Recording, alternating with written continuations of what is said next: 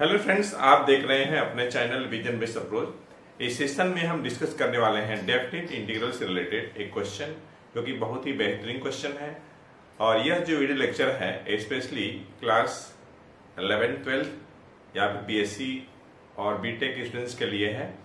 और जो क्वेश्चन हम लेने जा रहे हैं वह बहुत ही अच्छा क्वेश्चन है, स्पेशल क्वेश्चन है जो कि अलग अलग एग्जामिनेशंस में पूछे गए हैं। मैं उम्मीद करता हूं कि आप पूरा सेशन जुड़े रहेंगे।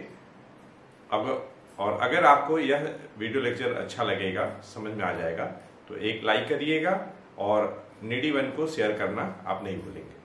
अगर आप इस चैनल पे नए हैं तो आप इस चैनल को सब्सक्राइब करें और साथ ही साथ बेल आइकन को प्रेस करें जिससे कि आपको आने वाली वीडियोज का नोटिफिकेशन सबसे पहले मिले। तो फ्रेंड्स, बिना देर किए चलिए हम लोग इस सेशन को स्टार्ट करते हैं। तो हमारे पास जो क्वेश्चंस हैं ये देखिए, 0 to π/2 log sin x dx या फिर 0 to π/2 log cos x dx।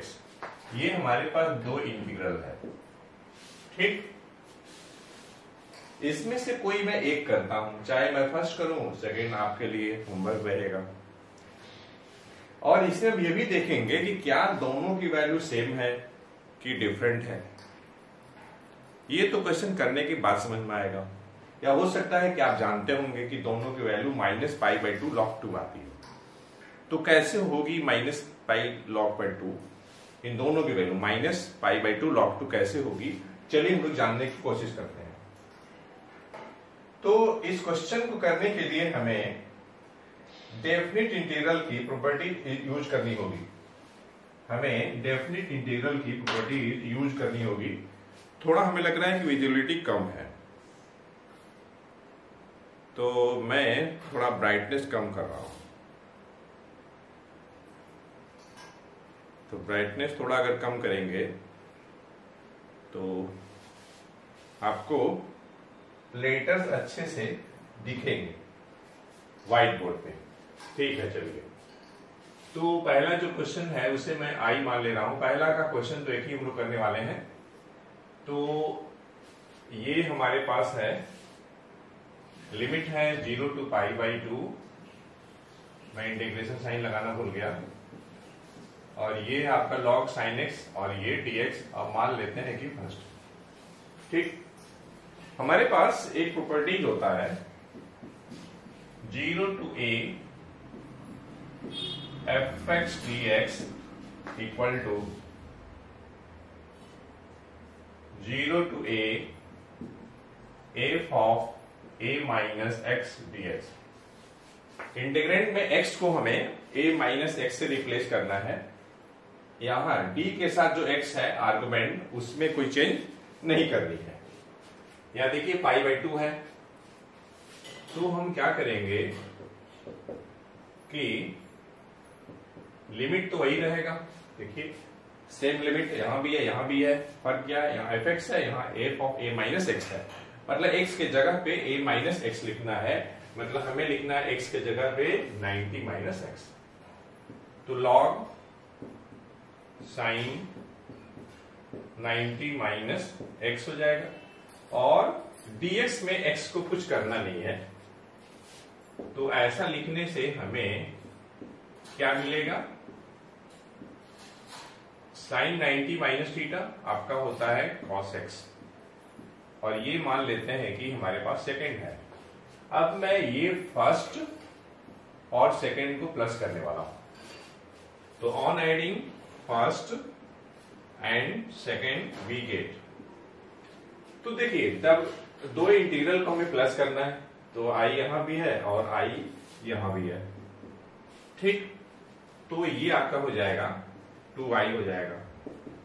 Right hand side में दोनों इंटीग्रल का लिमिट सेम है, 0 to π/2, 0 to π/2।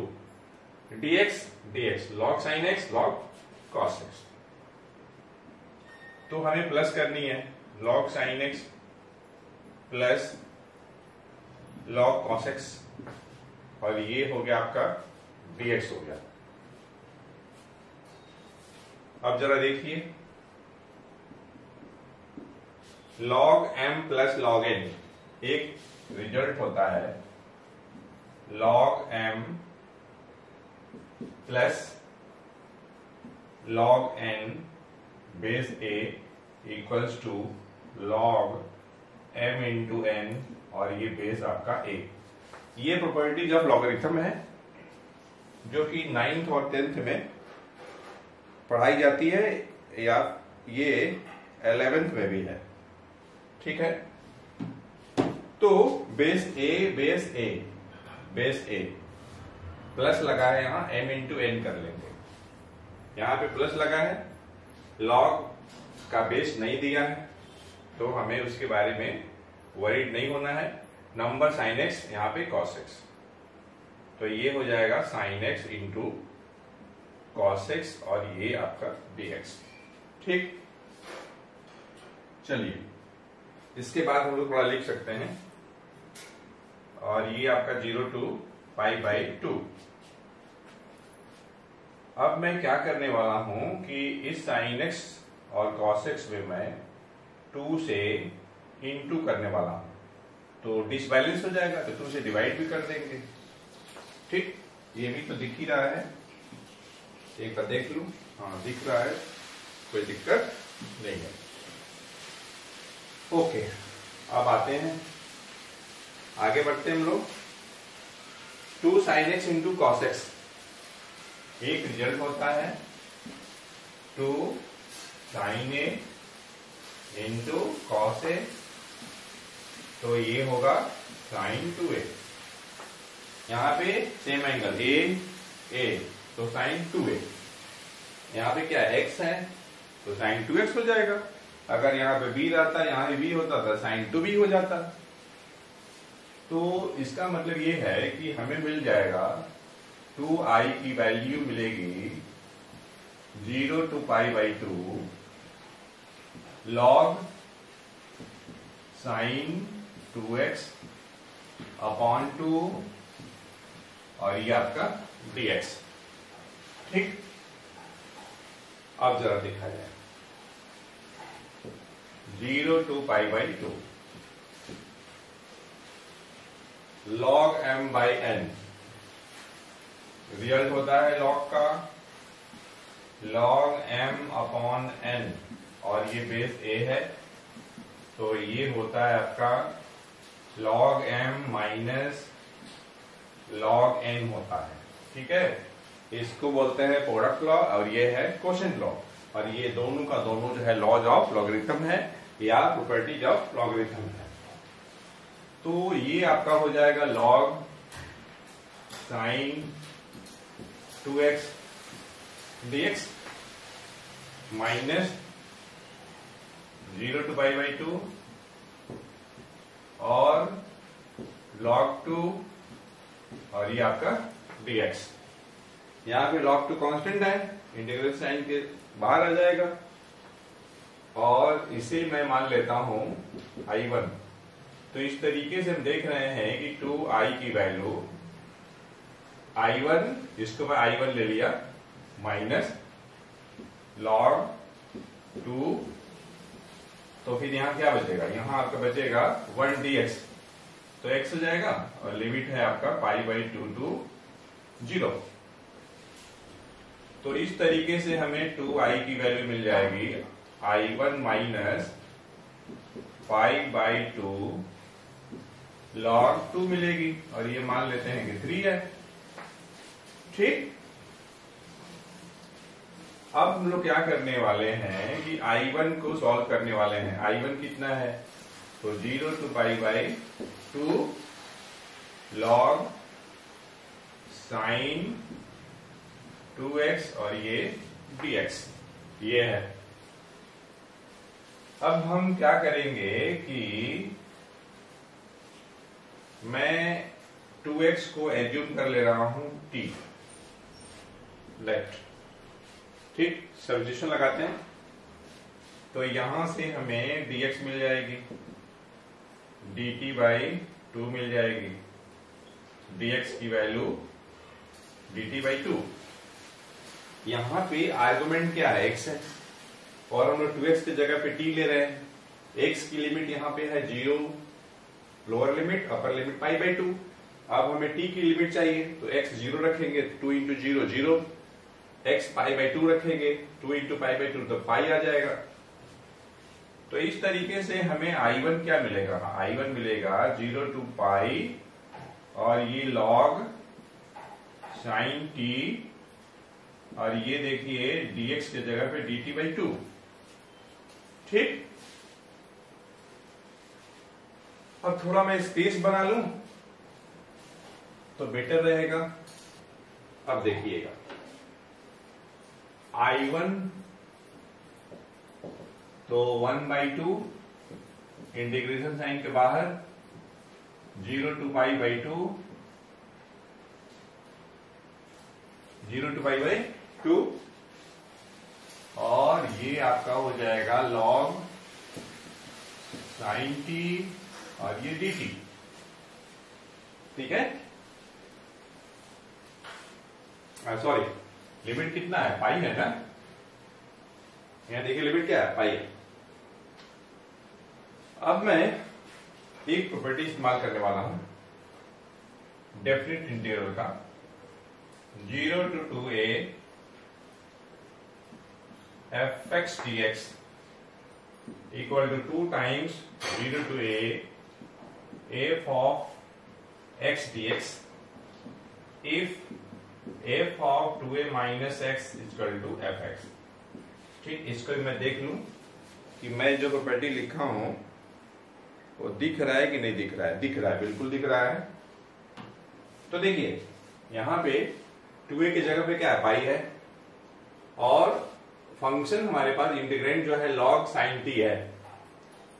तो अगर हम t को रिप्लेस करेंगे किससे, या इसको एक काम और कर लेते हैं तो समझने में हमें सहूलियत मिलेगा। 1/2, और ये 0 to π लिमिट वैसे ही छोड़ दीजिए, और वेरिएबल t को हम रिप्लेस कर देंगे x से, कोई दिक्कत नहीं है। देखिए ये भी प्रॉपर्टी होता है कि 0 to a अगर है, या a to b है, और fx dx अगर है, तो आप चाहें तो आर्गुमेंट को बदल सकते हैं। दिख रहा है, हाँ दिख रहा है। ठीक, थोड़ा सा ब्राइटनेस बढ़ाएं।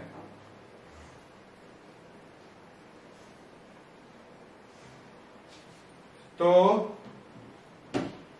x है आर्गुमेंट, हमने t कर दिया, लिमिट वही है, तो वही चीज हमने यहां किया है, t को हमने रिप्लेस कर दिया है x से, क्योंकि हमें समझने में थोड़ा सहूलियत पड़ेगा।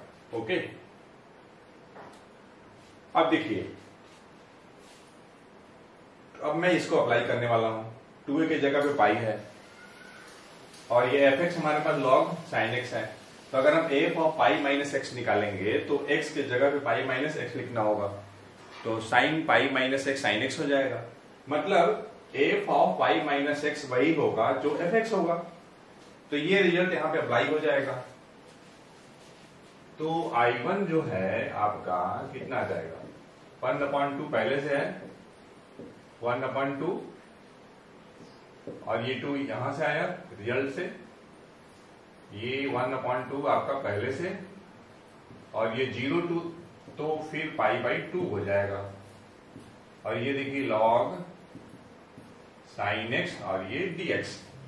हमने यहाँ पे इस रिजल्ट को अप्लाई किया है। मैं यहाँ पे लिख देता हूं दोबारा कि since 0 to 2a fx dx equals to 2 times 0 to a fx dx when f of 2a minus x equals to fx। ठीक है, यही मैं लगाया हूं यहां पर। 2a की जगह पे क्या था, पाई था, यहां पे लगाया, वहां पर, यहां पे लगाया, यहां पर। ठीक है, अब ये 2 कैंसिल हो जाएगा, तो I1 क्या मिला, I1 मिला 0 to π/2 और log sin x और ये dx। ये जरा देखिए वही है जो हम लोग लेकर के चले थे। तो I1 जो कि 0 to π/2 sin log sin 2x dx था, उसकी वैल्यू इतनी आ गई। और ये क्या है, ये वही है जो हमारे पास गिवन इंटीग्रल था जिसको हम लोगों ने I लिया था। तो ये जो है I1 की वैल्यू I हो गया। अब जरा 3 से चलिए और ये मान लेते हैं कि हमारे पास ये 4 है। तो यूजिंग 3 in 4 वी गेट। तो देखिए 3 का लेफ्ट हैंड साइड क्या है, 2i है, इक्वल्स टू I1 कितना I आ गया माइनस π/2 और ये आपका log 2। I को इधर ले आइए, 2i माइनस I तो I हो जाएगा माइनस π/2 और ये log 2। तो इस तरीके से हम ये देख रहे हैं कि 0 to π/2 log sin x dx की वैल्यू आ गई माइनस π/2 और ये आपका log 2। और ये रिजल्ट याद रखने वाला भी है क्योंकि ये मल्टीपल चॉइस क्वेश्चन के रूप में कई एग्जामिनेशंस में पूछे जाते हैं। तो इसी तरीके से जब इसका भी आप निकालेंगे तो कितना रिजल्ट आएगा आप सॉल्व करके हमें कमेंट सेक्शन में जरूर बताइएगा। इसकी रिजल्ट हम लोगों ने निकाला है जो कि आपका आया है माइनस π/2 और ये log 2। आपको बताना है कि इस क्वेश्चन का आंसर कितना आएगा और प्रोसीजर बिल्कुल एग्जैक्टली सेम है, स्टेप बाय स्टेप। तो हम लोग मिलते हैं नेक्स्ट सेशन में एक अच्छे कंसेप्ट के साथ। Thanks for watching the video lecture.